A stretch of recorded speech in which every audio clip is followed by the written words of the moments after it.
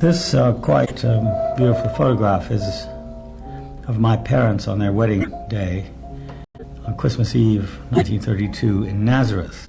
Ironically, they never went back there. My mother had grown up in Nazareth, and I recall very poignantly that during the last few weeks of her illness, she was in Washington at the time, she used to moan quietly that she wanted to go home, and of course was unable to, and she's now buried in Washington. My father, who died about 20 years before she did in Lebanon, had wanted to be buried in a small Lebanese mountain village where we had spent our summers, Dur Shwer. But for reasons having to do with national and religious rivalries in the village, he couldn't be buried there, and he ended up in a cemetery in Beirut, which is not where he wanted to be buried. So, in a way, it's a sort of fate of Palestinians not to end up where they started, but somewhere unexpected and far away.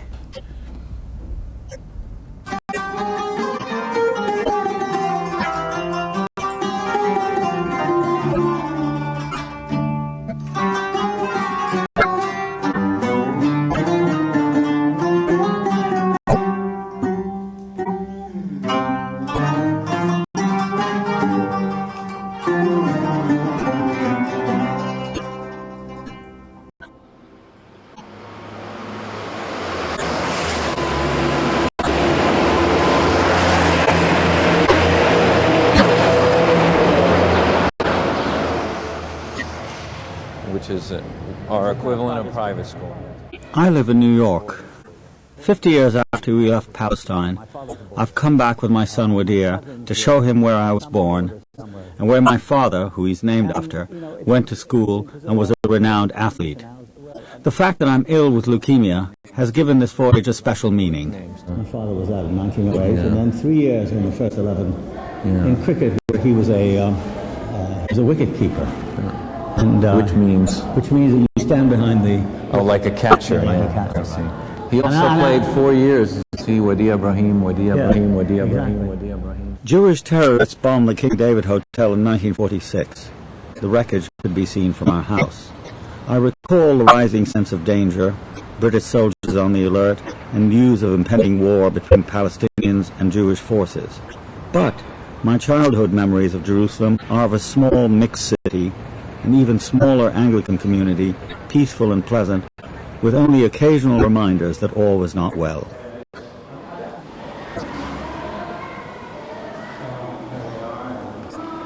As a child of 10, the bombing of the King David Hotel made only a fleeting impression on me. Much clearer was that of a Jewish classmate of mine at St. George's School. This guy I remember, he was in my class, David Ezra. He was slightly older, yes. I remember him very clearly, from my time, because I think there were maybe 2 Jewish boys in the class. But he was quite striking. He was a bigger fellow than I was, and I sat next to him in the back of the class. It's strange how he stuck in my mind all these years. And that's it. Damn it. And then there's nothing after that. Unfortunately. Yeah. Well, I think that's the way the history stopped for many of us. It ended there.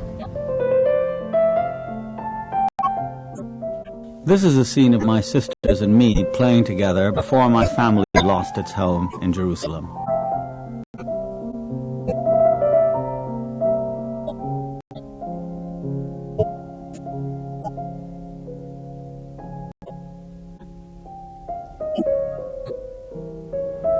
We used to come here sort of as a daring thing to do, because we weren't supposed to go here. I wanted to show Ibrahim Abu-Lughod, my oldest Palestinian friend, the house I was born in.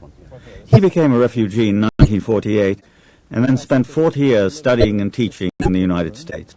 And this is the room I was born in. I don't know what it became. Did they preserve your bed there? No, of course not. But I was born in the house by my midwife, actually, here.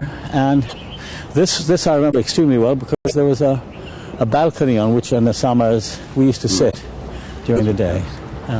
How old were you when you last saw the house? 12. I was 12. December of 1947. When I first came back, after 40 years, I went to every corner of Jaffa. And I walked, literally, I made up my mind that I must end my living in exile. Palestine is still here, and I'm part of this Palestinian development, and therefore I can also make a contribution and live in peace with myself in Palestine. But yeah, I'm very curious to know, because you were named after my father, and I was born here, and of course you were born in New York. What do you feel when you see it? It's strange. I mean, I feel it's where my dad was born. This is my grandfather and my grandmother and my aunts, etc. Your cousins. Yeah. It's exceptionally strange. My first impulse is always, can't we get it back? Can't we get it back? And I it's sort of like beating a dead horse. But I think, is there some way, because I'm studying law, I think, is there some way we could litigate, draw this out, maybe get them to give it up? But, I don't know. I think I'm obsessed. Stopped? Yeah, I feel like it's sort of a dead end. It's better not to think that way. But my connection with Palestine was always intellectual and cultural and a certain spiritual, but not physical. And I'd resigned myself to the loss of this place. Right. But I still feel a moral commitment to it, because I think it's terribly unjust, and the injustice done to us has never really been acknowledged. I mean, standing here in front of the house I was born in, and that my family owned, I want the Israelis to understand that all of us were driven out from places like this. I mean, perhaps not as nice or not as grand, but still, this is our history, and it remains, whether they like it or have tried to forget it or not.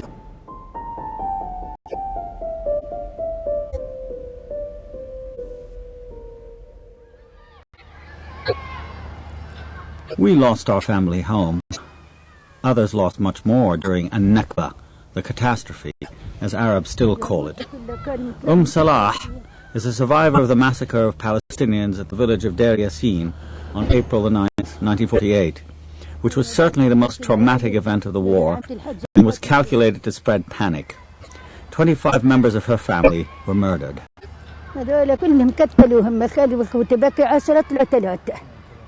مش حاولتي انت تحمي اخوك؟ انا بقول لك يشهد الله على من تكلسلك وهي يا رب اشهد علي 250 ليره في عبي قلت له مشان الله انا طالب مدرسه قال لا هذا بين حكايه 10 يهود كتفكعة الكسته قلت له والله طالب مدرسه قال لي هات مثلا تكتين ملك كويس اخذ مصاري مني اخذ المصاري مني وفتح اخوي قدامي حكاك بالعربي بالعربي يا اخوي حكى لنا الفكان عجيب فتح قدامي حتى 5000 فراسه. 418 Arab villages were destroyed by Jewish forces. Deir Yassin survives as an Israeli mental hospital. Weeks earlier, my son was turned back, but I slipped in unchallenged.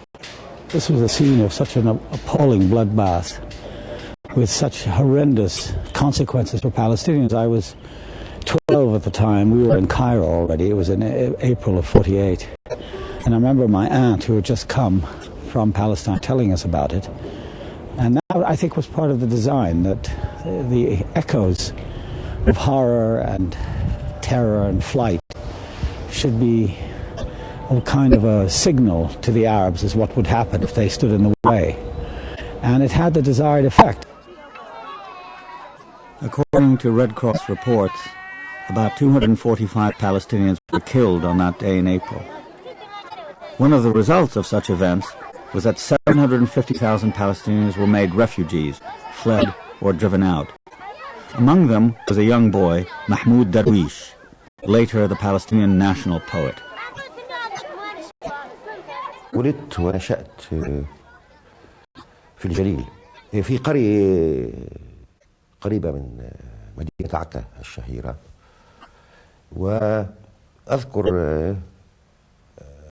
طفولتي حتى 7 أو 6 من العمر عندما نشأت دولة إسرائيل، ونشأت دولة إسرائيل بالنسبة لي على أنقاض هذه الطفولة، لأنه تم تدمير القرية ونسفها وإقامة مستوطنات كيبوتسات إسرائيلية على أنقاضها.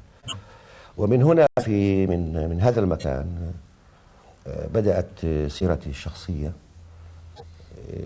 ودخولي في تجربة جماعية، وبالتالي مرجعية ذاكرتي الشخصية وعلاقتها بالتجربة الجماعية تعود إلى هذا المكان الأول. يعني البئر الأولى كانت هناك. طبعا القصة أصبحت ذات شأن أو لها أهمية لأنها ارتبطت بخروج جماعي من الأرض.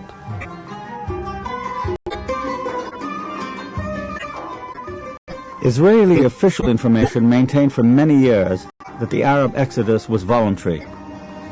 A generation of Arab and Israeli historians has examined the evidence, which tells a different story. One of the leading Israeli figures in this field is Professor Ilan Pappé. Palestinians were called upon by the leaders to leave, right. And myself and others have found enough evidence to show both concrete expulsions, but also a more overall scheme of expulsion, and accompanied by acts of massacres, and not only the Deir Yassin massacre. In your opinion, there is evidence, enough evidence, to show that there was a concerted effort to rid Palestine of its indigenous inhabitants. Yeah. Oh, definitely.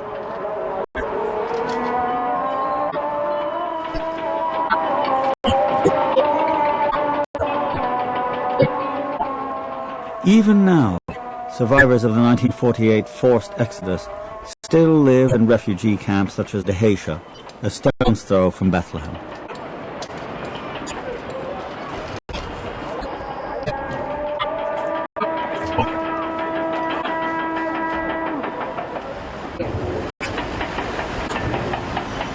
This is the Dheisheh refugee camp. The Palestinians from the coastal areas and Lid and Ramle, who were driven out by the Israelis, came here, mostly peasants, and initially were given tents by the UN. Over time, as you can see, the tents gave way to houses, which the refugees themselves built.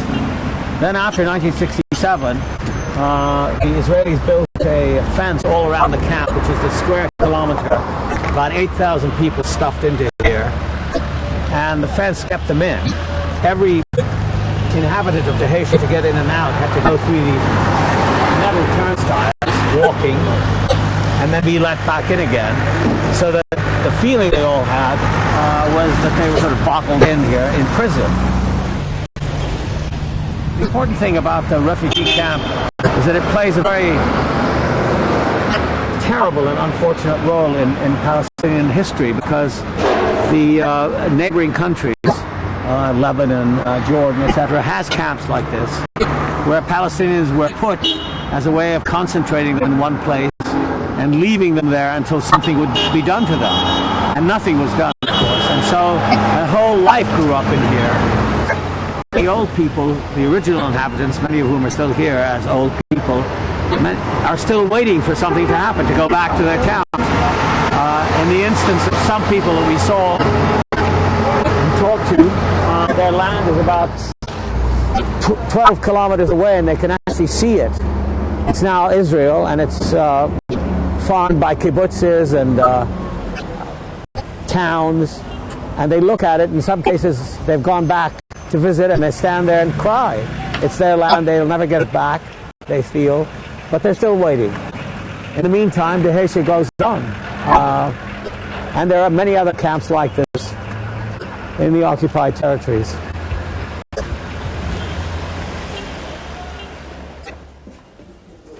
Marhaba. كيف حالك؟ Yusuf Laham and Mr. and Mrs. Khalil Laham were old friends and neighbors from the same village near Lidda. They were evicted in 1948, and since the mid-1950s have lived in Dheisheh refugee camp, where they've raised their children and grandchildren.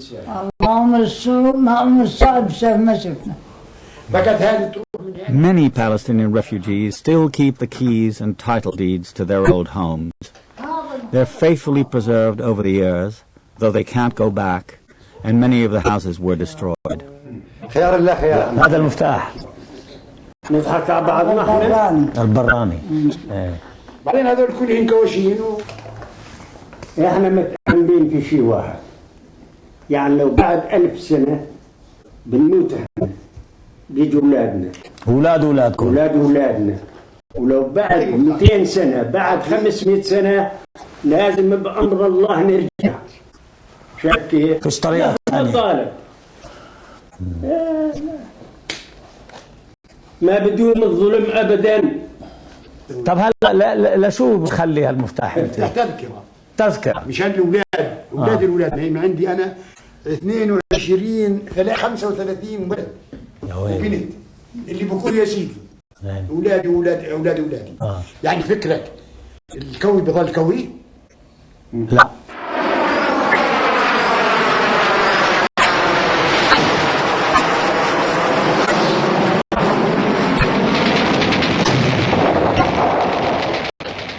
Refugees from 1948 Palestine who resettled on the West Bank were under Jordanian jurisdiction until the 1967 war.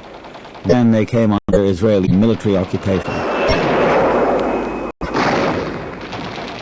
For those of us who lived in the West, the Arab defeat was particularly shattering and magnified by our distance from it.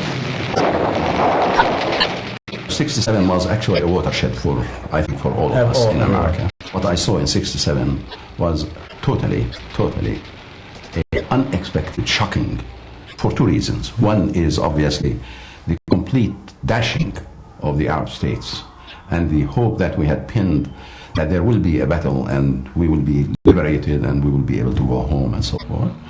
And the way the Arab states were shattered, the armies, I mean, it was unbelievable. I never realized how racist American society was at that moment in terms of the Arabs. How pleased that media showing the pictures of Egyptian soldiers in the desert and so forth, and how happy they were with this victory of the Israeli army. I realized that there were no voices in America for our point of view.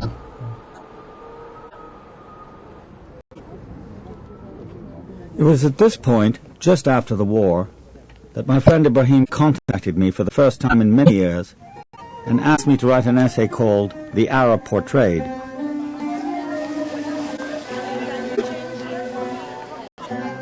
If the Arab occupies space in the mind at all, it is of negative value. He is seen as the disruptor of Israel's continuing existence, or, in a larger view, a surmountable obstacle to Israel's creation in 1948. Palestine was imagined as an empty desert waiting to burst into bloom, its inhabitants imagined as inconsequential nomads possessing no stable claim to the land and therefore no cultural permanence. At worst, the Arab is conceived as a shadow that dogs the Jew.